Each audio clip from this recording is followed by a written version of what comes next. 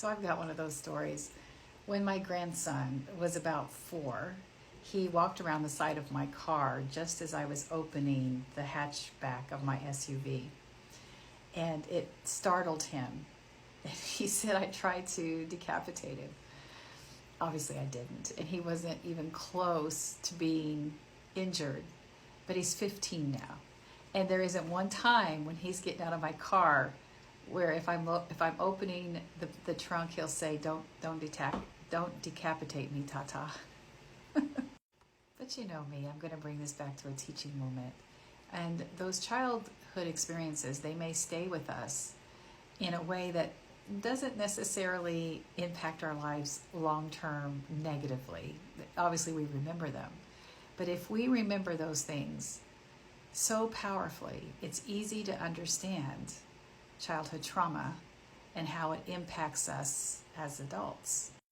So I just want to remind you that it's an important part of your healing journey, that we're carrying those things with us. No, not just burnt pancakes. You know what I'm talking about.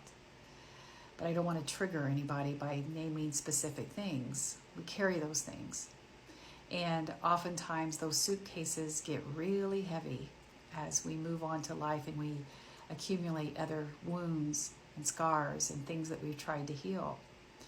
So doing that inner child work, the shadow work, the soul work, whatever you want to call it, is so important because you deserve to leave it back there.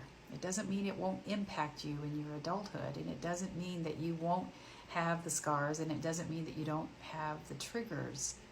But if we can find ways to cope with the things, the bad things that happen to us as children, we have a better chance of living a peace-filled, joy-filled life that isn't filtered through the bad things that happen to us.